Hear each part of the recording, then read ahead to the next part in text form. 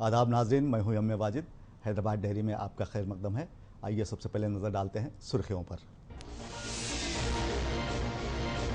19 जून से Andhra Pradesh assembly session का होगा आगाज।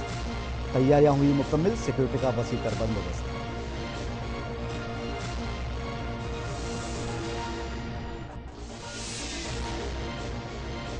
डिप्टी चीफ मिनिस्टर राजैया ने किया बीबी नगर एम्स का दौरा। ओबी ब्लॉक का किया इफ्तिताह। कहा तेलंगाना हुकूमत गरीबों की फलाह और बहबूद के लिए है तैयार।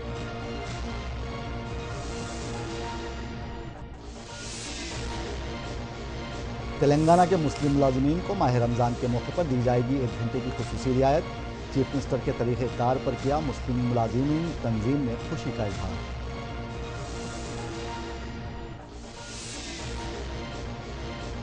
बैस नदी से मजीद 2 हैदराबादी तलबा की नाशें हुई बरामद।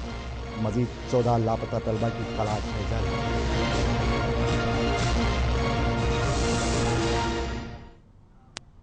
और अब खबरें तफसील से। 19 जून से आंध्र प्रदेश असेंबली के सेशन का आगाज होने जा रहा है। रियासत की तकसीम के बाद यह पहला असेंबली इजलास होगा। 175 अरकान पर मुश्तमिल इजलास का आगाज 19 तारीख से होगा, जो 24 जून तक जारी रहेगा। इस दौरान अपोजिशन वाईएसआर कांग्रेस पार्टी ने भी हुकूमत को अपने घेरे में लेने की तैयारी कर चुकी है। पहली मरतबा आंध्र प्रदेश असेंबली में कांग्रेस का कोई भी एमएलए मौजूद ना होगा। वाज़ेह रहे कि रियासत की तकसीम के बाद सीमा आंध्रा की अवाम ने कांग्रेस पार्टी को रियासत की तकसीम का जिम्मेदार ठहराते हुए कांग्रेस पार्टी के नुमाइंदों को अक्सर मुस्तरद कर दिया था।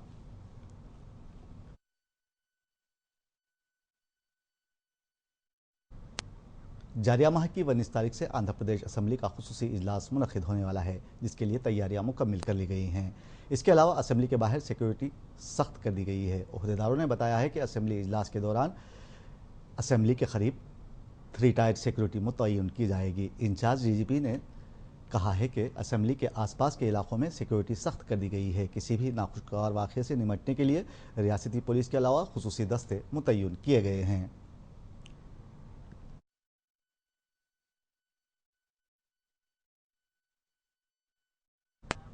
तेलंगाना के डिप्टी चीफ मिनिस्टर व हेल्थ मिनिस्टर राजैया ने आज नलगुंडा के बीबी नगर निम्स हॉस्पिटल में ओपी ब्लॉक का इफ्तिताह किया। इस मौके पर उन्होंने कहा है कि तेलंगाना हुकूमत गरीबों को बेहतर से बेहतर इलाज की सहूलियात फराहम करने के लिए संजीदा है।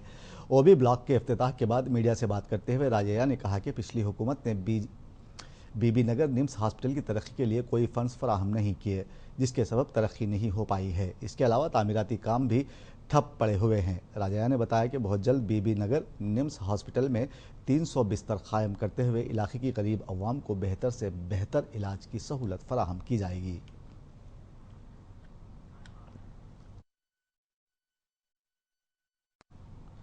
Deputy chief minister Mahmood Ali ने बताया है कि तेलंगाना हुकूमत ने रमज़ान के इंतजाम के लिए 5 करोड़ रुपए का खुसूसी बजट मख्तस किया है। मुंसिफ टीवी के नुमाइंदे ने रमज़ान के लिए जारी करदा खुसूसी बजट से मुताल्लिक़ बातचीत की है। आइए जानते हैं इसकी तफसीलात। अब हम तेलंगाना डिप्टी सीएम मोहम्मद अली के साथ हैं, उनके पूछ के बात करेंगे कि केसीआर ने पहली बार रमज़ान के लिए 5 करोड़ बजट रिलीज़ करी। वो बजट का ऐसा यूज़ होगा, ओल्ड सिटी के लिए क्या डेवलपमेंट करेंगे, बोलिए सर। देखिए मैडम, ये जो रमज़ान और बोनाल पंडुगा जो ईद है ना, वो हमारे तेलंगाना के क्या त्यौहार बहुत हम खुशी से मनाते हैं। सारे लोग हिंदू मुस्लिम भी मनाते हैं, ऐसा नहीं है सिर्फ मुस्लिम मनाते हैं हिंदू भाई। तो ये कल्चर था यहाँ का, हिंदू मुस्लिम कल्चर के हर ईदों को बड़ी अच्छी तरीके से मनाना। अब हमारी स्टेट बन चुकी है, नई स्टेट हमारी जो हम 14 साल से जद्दोजहद कर रहे थे और 57 ईयर से तमाम तेलंगाना के अवाम चाह रही थी जो चीज़, वो आज हमको मिल चुकी है। इसलिए हम ये भाई की तरह ईद मनाने के लिए हर एक के, चाहे वो बोनाल पंडुगा के ऐसे भी जो भी सहूलत की ज़रूरत है, और ख़ासतौर से रमज़ान के लिए जो है, क्योंकि तमाम मस्जिदों को कलर होना है, चुन्ना पानी, और कुछ इमामों को भी कुछ मुआवजा देना चाह रहे हैं, तो उसके लिए केसीआर साहब के पास जब ऑल पार्टी लीडर्स को बुला के वो खुद चीफ मिनिस्टर साहब अपने मीटिंग एड्रेस करे, तो उनसे सबसे मशवरा करने के बाद हर डिस्ट्रिक्ट को 50 लाख रुपए का डिमांड था। वो इसी तरह हमारे 10 डिस्ट्रिक्ट है, पर हैदराबाद के लिए उससे ज्यादा भी खर्चा करेंगे, क्योंकि कल मैं और जो है हमारे पद्मावत साहब एक्साइज मिनिस्टर जो है पूरा तमाम सिटी के अंदर मक्का मस्जिद है, ईदगाह है, और जो है बोनाल के जो त्यौहार के लिए मंदिर को भी गए थे, लाल दरवाजा मंदिर और किले गोलकुंडा का। तो वहाँ के जो इंतजाम थे, हमारे साथ कमिश्नर साहब भी थे, उन लोगों को जो जो चीज़ों की ज़रूरत है, मतलब जैसा बारिश का मौसम में मक्का मस्जिद में शेड चाहिए और वहाँ साफ सफाई, पीने का पानी चाहिए, खासतौर से क्लीनिंग का चाहिए, ड्रेनेज सिस्टम चाहिए, रोड जहाँ थोड़े बहुत गड्ढे हैं उसको साफ सफाई करके लोग आने जाने वालों को, खास इलेक्ट्रिसिटी लाइट चाहिए हर जगह, ट्यूब लाइट। तो पूरे इंतजाम का कल हम जायजा लेकर आए हैं। और डेफिनेट चूंकि केसीआर साहब एक ऐसे इंसान है जो सेकुलर इंसान है, टोटल तमाम लोगों के साथ, तमाम कौमों के साथ वो हमेशा इंसाफ चाहते रहे। तो डेफिनेट इस रमज़ान के लिए बड़ा ज़बरदस्त तरीके से एहतमाम किया जाएगा। सर और एक बात है सर, अब फीस रियम्बर्समेंट में तेलंगाना के जितने भी स्टूडेंट्स हैं सब लोगों को केसीआर गवर्नमेंट देख लेगा, मगर एक लिटिगेशन रखे सर, जो भी फीस रियम्बर्समेंट में अप्लाई करेंगे एमआरओ सर्टिफिकेट कंपलसरी बोले सर। आप वो डिग्री बोल तो 3 साल का चलता, वो 3 साल में एवरी ईयर जाके एमआरओ सर्टिफिकेट देना या एक ही बार दिए तो चलते, क्लैरिफिकेशन बहुत से स्टूडेंट्स पूछ रहे सर इस बारे में। डेफिनेट देखिए फीस रियम्बर्समेंट का डेफिनेट उसके बारे में जो है वो मिनिस्ट्री केसीआर साहब के पास ही रखिए। केसीआर साहब दूसरे मिनिस्ट्री नहीं लेते हुए minority ministry, BC welfare ministry, BC SC ST ministry उनके पास रखें, ताकि जो जो खामियां हैं वो कलेक्टरों से बात करके दूर की जाएंगी। और अपने पास Charminar is the oldest landmark of Telangana, मगर चामनार के पास जो गाड़ियां जा रहे हैं ना, बहुत से पोल्यूशन से बहुत से प्रॉब्लम हो रहा, वो गाड़ियां निकालने कुछ कर रहे क्या? हम वहाँ के ओल्ड सिटी के जो लीडर्स है, वहाँ के एमपी और एमएलए से हम मुलाकात भी कर रहे हैं। कल चार मीनार का अतराफ का माहौल इतना कंजेस्टेड हो गया है, ना हमारे पास वहाँ टूरिस्ट आ रहे हैं, ना वहाँ मार्केट वाले परेशान है, पूरे बिजनेस वाले, पूरा जिस तरीके से हम ये नहीं चाहते कि गरीब आदमी को कोई नुकसान हो, उनको कहीं दूसरी जगह हम एडजस्ट करना, अड़ोस पड़ोस में जगह की हम तलाश में है, ताकि वो जो बंडी ठेला का मार्केट है वो मार्केट को एक जगह कर देंगे तो पूरे ग्राहक आसानी से जाके ले सकेंगे। उनको हमारे साथ लेके वो सब चीजों को हम इस्लाह करेंगे जरूर। ये थी डिप्टी सीएम की बात।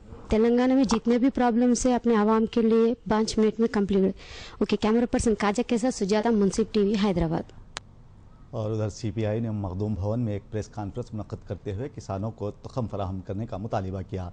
वाज़ेह रहे कि खरीफ की फसल के लिए यही मुनासिब वक्त है, उसे मौके पर ही तुखम फराहम करने से किसानों को बहुत फ़ायदा होगा। तेलंगाना सीपीआई ऋतु संगम की जनरल सेक्रेटरी ने प्रेस कॉन्फ्रेंस से खिताब करते हुए तेलंगाना के तमाम ज़ेरे तकमील प्रोजेक्ट्स को जल्द से जल्द मुकम्मिल करने का मुतालिबा किया है।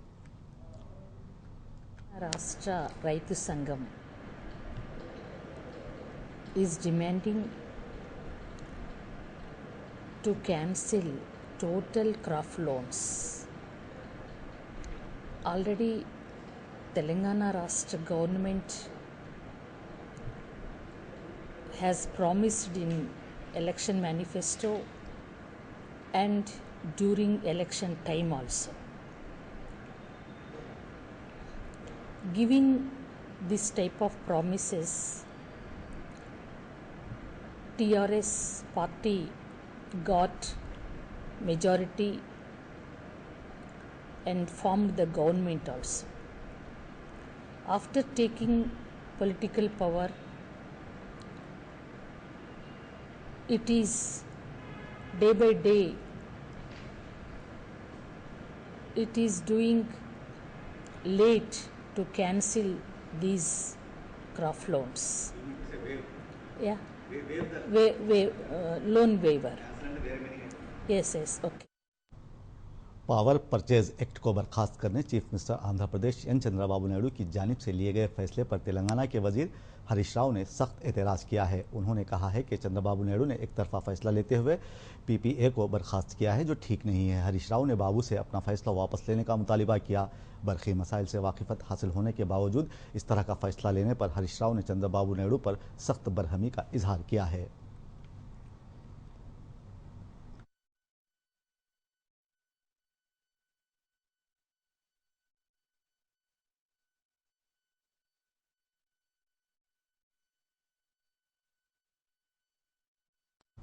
और रियासती वजीर ई राजेंद्र ने वजारत हासिल होने के बाद पहली मरतबा अपने आबाई ज़िले करीमनगर का दौरा किया।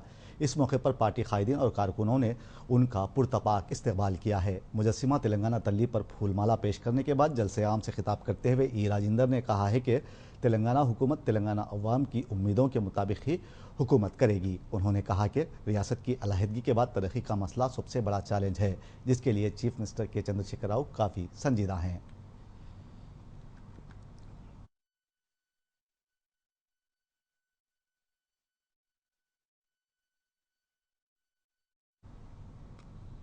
उर्दू मॉडल स्कूल कमेटी की सिफारिश पर तेलंगाना असेंबली की डिप्टी स्पीकर पद्मा देवेंद्र रेड्डी ने स्कूल का दौरा किया। इस मौके पर मुनक्किदा एक तकरीब से खिताब करते हुए उन्होंने स्कूल की तरक्की के लिए हर मुमकिन इक़दाम करने का तयक़्कुन लिया है।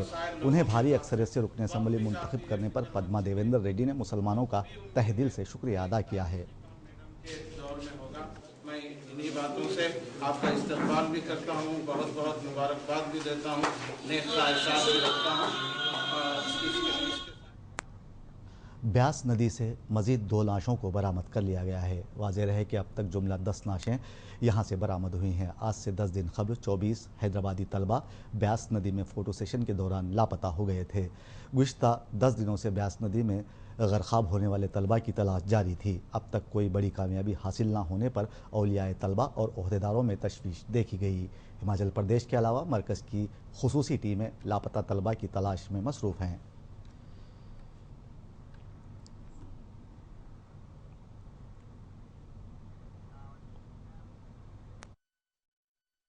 एजुकेशन मिनिस्टर जी श्रीनिवास ने बताया है कि वैजाग सिटी को आंध्र प्रदेश का तिजारती सदर मुकाम बनाया जाएगा। उन्होंने कहा कि वैजाग में IIM, IIT, IIIT के अलावा दीगर यूनिवर्सिटियों को कायम करते हुए बड़े पैमाने पर तरक्की दी जाएगी। उन्होंने मजीद कहा कि आंध्र प्रदेश में जुमला 7 यूनिवर्सिटियों का क़याम तेलुगु देशम पार्टी करने की कोशिश कर रही है।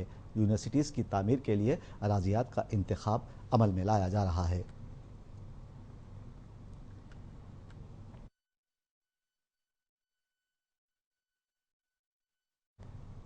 और चीफ मिनिस्टर आंध्र प्रदेश चंद्रबाबू नायडू अब अपनी रियासत को सिंगापुर की तर्ज पर तरक्की देने के लिए बेताब हैं, लेकिन अब ये ख्वाब कब पूरा होगा कहा नहीं जा सकता। पेश है जिम में मुंसिफ टीवी की एक खास रिपोर्ट।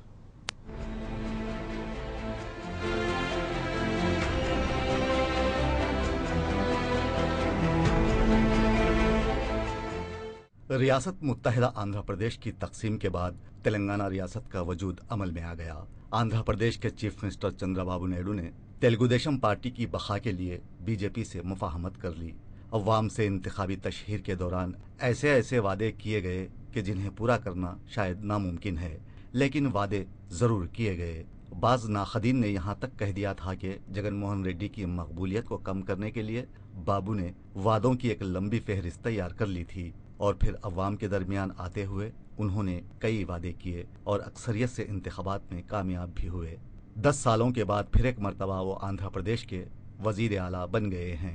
उन्होंने पहला वादा किया था कि रियासत को सिंगापुर की तर्ज पर तरक्की दी जाएगी। इसके लिए उन्होंने अभी से चंदा जमा करना शुरू कर दिया है और खबर है कि बाबू बैनुल अक़वामी मियारात के मुताबिक नया दारुल हुकूमत तामीर करवाना चाहते हैं जो तमाम असरी सहूलतों से आरास्ता हो, जिसके लिए सिंगापुर से मदद ली जा रही है।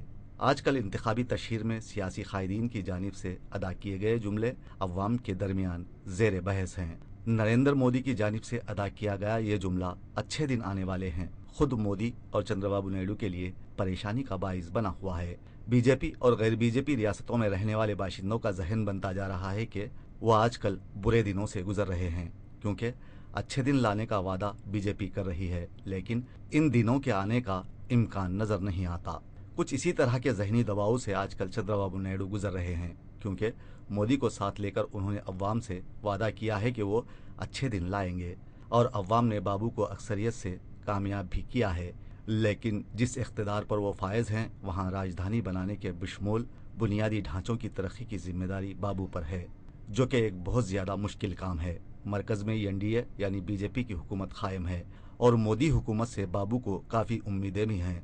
सभी उम्मीदें पूरी होने में 5 सालों से लेकर 50 साल का वक्त लग सकता है, क्योंकि उनकी हुकूमत के पास ना तो पैसा है और ना अभी तक उन्हें रियासत में बैठने के लिए जगह मुकर्रर है। ऐसे में बाबू बड़ी आस लगाए मरकज़ की तरफ देख रहे हैं तो दूसरी तरफ यहाँ की अवाम बाबू को उम्मीद भरी नज़रों से देख रही है। अब यहाँ बात करते हैं बाबू के वादों की जो उन्होंने इंतखाबी तशहीर के दौरान अवाम से किए थे। क़र्ज़ माफ़ी, वजीफ़े और भत्ते का ऐलान, इसी तरह के कई वादे हैं।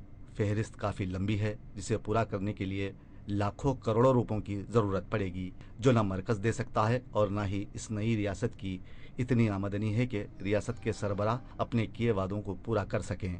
बाबू की मांग 4 लाख करोड़ की है। इनके वादों को पूरा करने के लिए तकरीबन 54,000 करोड़ की ज़रूरत होगी जिसे पूरा करना मरकज़ी हुकूमत के लिए नामुमकिन है। लेकिन नामुमकिन को मुमकिन कर दिखाने का बेड़ा मोदी और बाबू ने उठाया है। दोनों कायदीन को काम करने की छूट और वक्त देना ही बेहतर होगा क्योंकि इक़्तिसादी ढांचा मरकज़ का भी गड़बड़ है और आंध्र प्रदेश में तो अभी ढांचा खड़ा करना है और चंद्रबाबू नायडू की पेशानी पर अभी से परेशानी की लकीरें नमूदार होने लगी हैं। काम बहुत ज़्यादा है, वक्त बेलगाम घोड़े की तरह दौड़ता ही जा रहा है और एक ख्वाब लोगों को रोज़ाना परेशान कर रहा है कि अच्छे दिन आखिर कब आएंगे। रियासत आंध्र प्रदेश में अब आने वाले दिन बाबू के लिए सब्र आजमा रहेंगे। अब देखना यह है कि वही सियासत, वही बातें, वही वादे, वही कहानी क्या सिर्फ स्टेज बदल जाता है। बाकी दी एंड भी इसी तरह का होगा जिस तरह बाकी कहानियों का इख्तिताम होता है। अगर अवाम के चुनिंदा नुमाइंदे बेहिस ना हुए हों तो इतना ज़रूर उन्हें ख्याल होना चाहिए कि अवाम के बुनियादी हुकूक तक उनकी रिसाई को मुमकिन बनाया जाए, वरना कहानी का अंजाम बुरा भी हो सकता है।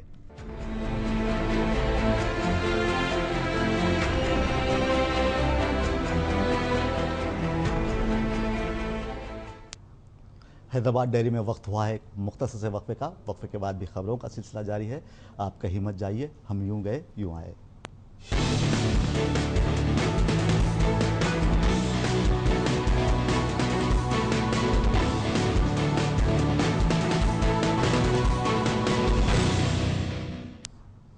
वक्फे के बाद वाली खबरों में आपका दोबारा खैर मकदम है। आइए बढ़ते हैं मज़ीद खबरों की जानिब। गांधी भवन में मुनक्किदा प्रेस कॉन्फ्रेंस से खिताब करते हुए तेलंगाना पीसीसी सदर पुन्नाला लक्ष्मैया ने पोलावरम प्रोजेक्ट के ऑर्डिनेंस पर बातचीत की है। उन्होंने कहा है कि चंद्रबाबू नायडू पोलावरम प्रोजेक्ट पर गैर अहम बयान दे रहे हैं। ऐसे तो कई मसाइल यहाँ मौजूद हैं जिनकी जानिब तवज्जो मबजूल करनी चाहिए और वो सिर्फ पोलावरम प्रोजेक्ट पर तवज्जो मरकूज़ कर रहे हैं। उन्होंने पोलावरम प्रोजेक्ट से मुताल्लिक़ बाबू के रवैये पर सख्त बरहमी का इजहार किया है। The Chief Minister of Andhra Pradesh, the residual state after bifurcation, has called for cancellation of the PPS, of the existing PPS. It's the most unfortunate. Let us not get into a new controversy every day. The spirit of the reorganization bill, the spirit of the constitution, the federal spirit must be taken into consideration in solving the problems of day to day which are coming. I have already on record stating that the issues mentioned in the bill are one side. The issues arising out of bifurcation, there may be many issues which are coming up. So it should be an amicable and realistic, and in the spirit of the reorganization bill we have to file. For example, if they say like this, and the other government will also say in many other issues. So let us not complicate the issues. Let us not deviate from the standard practices. This will hurt the development and the feelings of the people of both the areas. So it should be amicable, it should be logical, it should be within the spirit of the reorganization bill. So the PPS is most unfortunate. From 2005 to 2008, we have issued GOs. The last GO in 2008 was 53. And then in 2014, the United State of Andhra Pradesh issued GO number 20. So the spirit of those GOs, they must be implemented. So it's most unfortunate just in one case trying to, instigate that, and it is not going to solve the problem, and many other problems will arise out of this one problem or one instigation. Let us keep that in mind. I also appeal to the Telangana Telugudesam party leaders to prevail over Mr. Chandrababu Naidu, not to resort to this kind of thing, not in the interest of both the areas. Telangana Congress committee के PCC सदर पोनाला लक्ष्मैया ने चंद्रबाबू नायडू को कहा है कि ordinance bill जो पास हुआ है उसको ज़्यादा कॉम्प्लिकेट ना करे, क्योंकि वो एक इशू को लेकर कई ज़्यादा इश्यूज आगे आ सकते हैं। कैमरामैन समत के साथ मैं सलवा सादिक, मुंसिफ टीवी के लिए। और उधर वक्फ बोर्ड के स्पेशल अफसर मोहम्मद इकबाल वजीफे पर सुबुकदोश हो गए हैं। अपने सर्विस के आखिरी दिन उन्होंने मुंसिफ टीवी हैदराबाद की करस्पॉन्डेंट सलवा सादिक से बातचीत की है। आइए देखते हैं वो क्या कह रहे हैं। नाजरीन, हम यहाँ वक्फ बोर्ड के स्पेशल ऑफिसर शेख मोहम्मद इकबाल के साथ हैं। आइए हम उनसे कुछ बात करते हैं और जानते हैं कि उनके अब तक के काम के बारे में। आप हमें बताइए कि अब तक आपने एज अ स्पेशल ऑफिसर जब से अपॉइंट हुए हैं तो आपने अब तक क्या क्या काम किए हैं? काम से ज़्यादा मैं अल्लाह का शुक्रगुजार हूँ कि मैं एक ऐसे वक्त पे मुझे खुदा ने यहाँ अपॉइंटमेंट दी जबकि एक नाजुक दौर गुजर रहा था। बाइफर्केशन ऑफ द स्टेट हो रहा था और दोनों डिवीजन ऑफ द स्टेट में काफ़ी काम रहा। मैं माइनॉरिटीज़ वेलफेयर का भी इंचार्ज हूँ, तो वक्फ बोर्ड में वैसे भी काम स्टाफ की कमी थी और ऐसे दौर में रूटीन वर्क जो नॉर्मल काम वो करना ही मुश्किल है, तो काफ़ी काम करना पड़ा।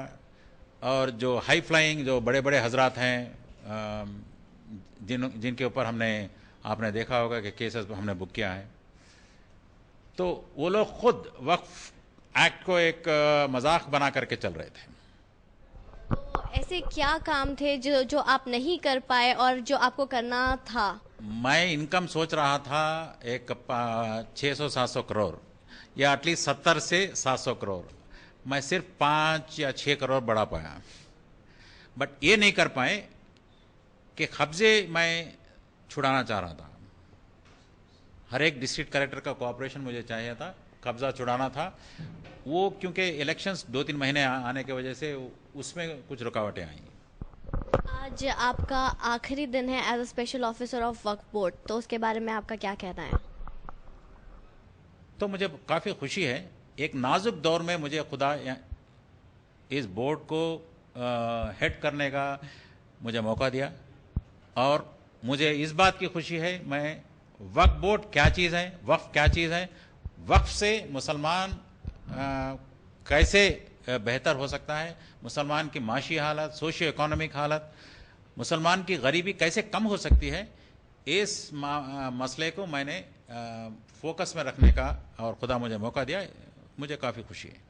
तो नाजरीन, ये थे वक्फ बोर्ड के स्पेशल ऑफिसर शेख मोहम्मद इकबाल जो हमसे बात कर रहे थे मुसलमानों की फलाह व बहबूद को लेकर। कैमरामैन समत के साथ मैं सलवा सादिक, मुंसिफ टीवी के लिए। तुर्की consulate general Murad Umar Oglu ने सेक्रेटेरिएट पहुंचकर तेलंगाना के deputy chief minister Mohammed Mahmood Ali से मुलाकात की। इस दौरान तुर्की और हैदराबाद के दरमियान ताल्लुकात को मज़ीद मुस्तहकम करने पर मुशावरत की गई। तुर्की कौंसलेट ने बताया है कि हैदराबाद और तुर्की के दरमियान बहुत पुराने ताल्लुकात हैं। निज़ाम दौरे हुकूमत में भी दोनों मुल्कों के दरमियान बहुत अच्छे ताल्लुकात रहे हैं। इसी ताल्लुकात की बुनियाद पर आज भी हैदराबाद और तुर्की दोनों एक दूसरे से बेहतर ताल्लुकात कायम रखने की कोशिश में है।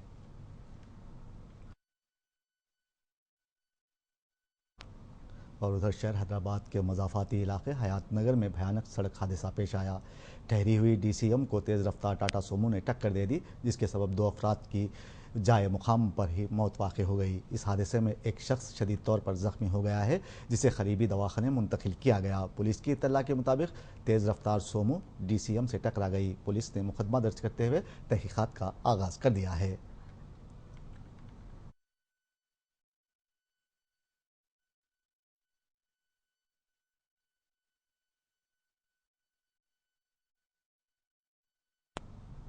आखिर में एक मरतबा फिर नजर डालते हैं सुर्खियों पर।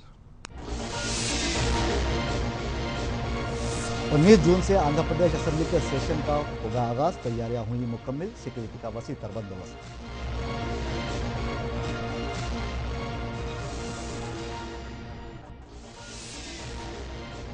डिप्टी चीफ मिनिस्टर राजैया ने किया बीबी नगर एम्स का दौरा। OP ब्लॉक का किया इफ्तिताह। कहा तेलंगाना हुकूमत गरीबों की फलाह और बहबूद के लिए है संजीदा।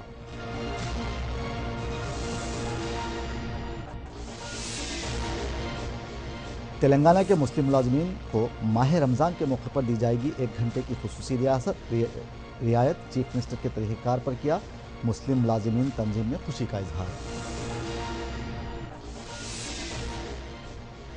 ब्यास नदी से हुई मजीद 2 हैदराबादी तलबा की नाशें बरामद। 14 दीगर तलबा हैं लापता।